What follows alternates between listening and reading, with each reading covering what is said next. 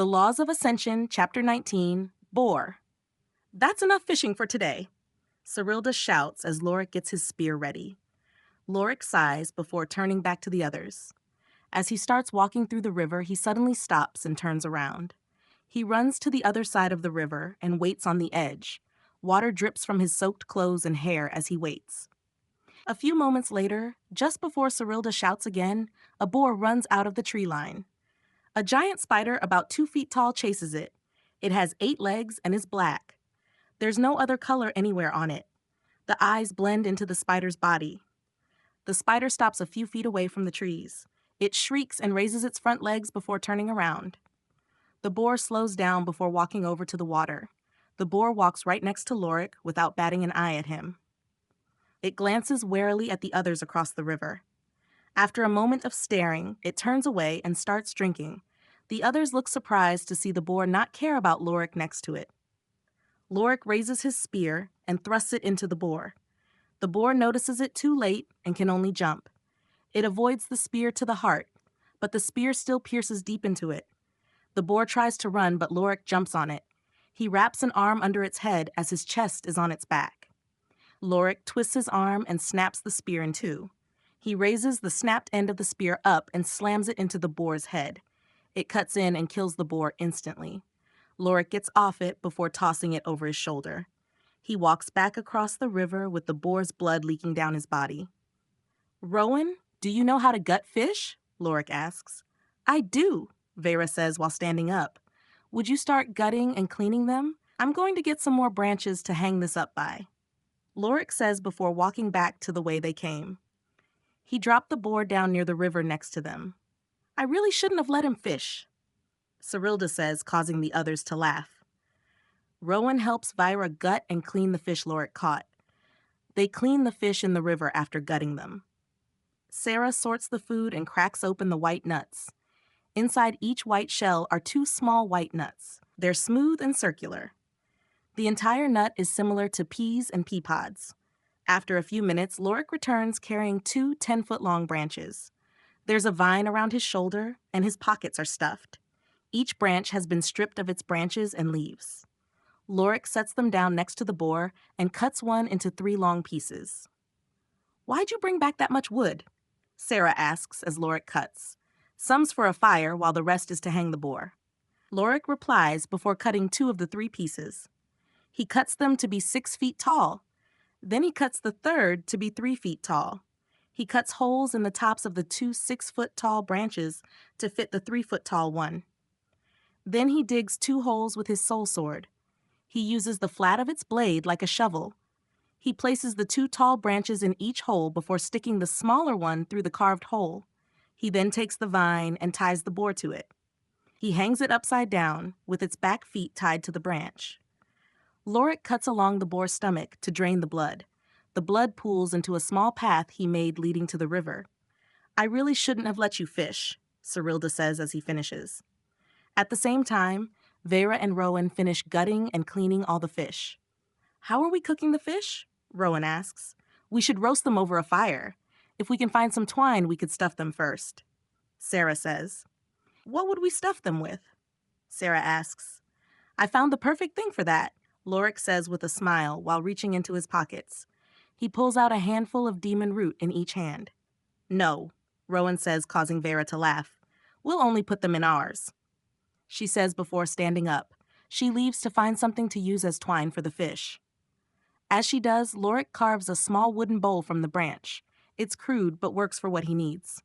He grids up the demon root with a stone cleaned in the river. "Lorik, do you know what this is?" Sarah asks while holding up one of the red berries. Lorik turns and immediately stops what he's doing. He stares at her and the berry for a moment before speaking. "Princess gently set that berry down," he says in a serious tone, surprising her. Cyrilda snaps to attention hearing his tone. She looks at the berry for any signs of danger or poisons. "Has anyone eaten any yet?" Lorik asks as Sarah slowly sets the berry down next to the others. "No, what are they?" Rowan asks, causing Lorik to sigh relieved. "They're exploding berries, but they take a few minutes to explode after triggering. If you had eaten one, a few minutes after it explode in your stomach.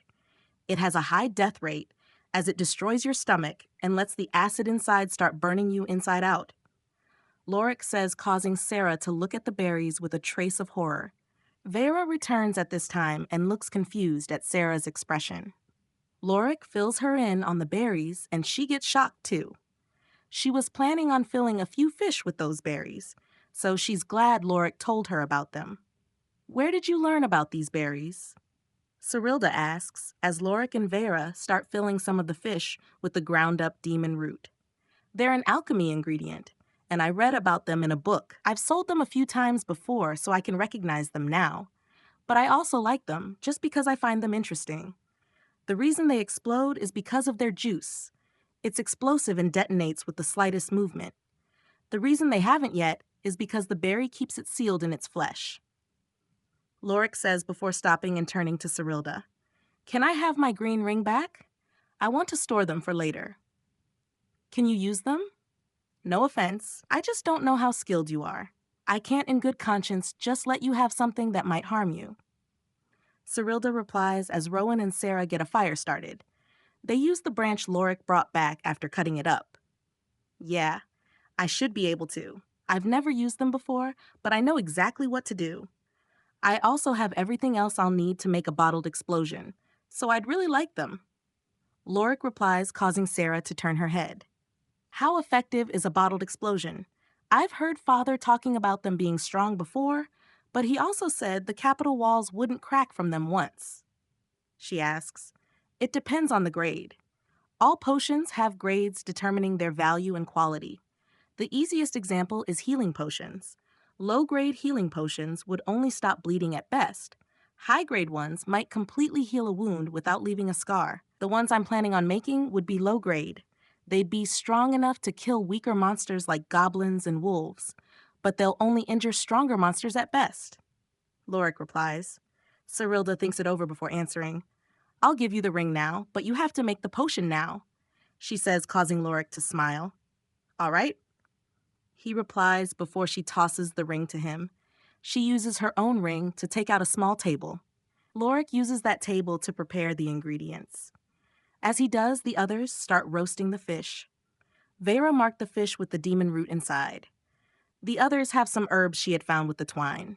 The twine is a firm root she found. She's not sure if it'll burn, but she hopes it'll hold until the fish is done, or at least until the fish's flesh cooks and gets stuck together. Lorik starts by gently placing the exploding berries in a bowl. He takes a needle and pokes plenty of holes into the berries before placing them in it. The bowl is grated with a small gap for the juice to sit. It slowly flows from the bottom of the bowl to a tilted glass cup. The cup is tilted so the juice can run along the side. If it drips at all, it'll trigger it and cause the liquid to explode. After it starts collecting in the cup, Lorik takes out another ingredient. "What's that?" Cyrilda asks after seeing him take a root out of his ring. The root is green in color and it's been mostly peeled. Only about a handful at the end has been left with the skin. The skin is dark green, while the under is bright green. It's a green root. It's a versatile ingredient that acts as a binding agent. It'll help the other ingredients stick together. But most importantly, it'll absorb the juice from the berries. After soaking in the juice, it'll prevent it from exploding. But it'll take a couple of hours to do so I'll have to finish it tonight. Lorik replies while cutting 5 thin slices off the root. He stores it back in his ring, but keeps the slices out. He places them flat on a small plate. "Now I just wait for the juice to finish draining," he says before walking over to the fire. "Alchemy is starting to sound a lot like cooking," Sarah says after Lorik joins them. "In a way it is. It's just in a different form," Lorik replies. "Thanks for the fish, by the way. I wasn't looking forward to having no meat this weekend," Rowan says, causing Vera to chuckle. "Same here," she adds. "Don't get used to it. Tomorrow we're moving somewhere else, and Lorik isn't allowed to help with food anymore. Well, besides verifying if it's safe." Cyrilda says, causing Lorik to smile. "What about the boar?" he asks, causing her to groan. He laughs as the fish finishes cooking. The 4 of them start eating, while Cyrilda takes food out of her storage ring. She had brought it, so she wouldn't affect them. She didn't want to make it easier or harder for them out here. After they finish eating, they start talking. They decide where to go next after the sun rises. Lorik still can't help, except tell them where any dangerous monster territory is. Finally, it's decided that they'll head over to where Vera and Cyrilda found the apples, since it seemed that that way had the least amount of threats. Lorik finishes the preparations by slowly pouring the berry juice onto the roots. He holds the edge of the glass to the root to prevent it from dripping. Immediately after, he rinsed it in the river before putting it back in his ring.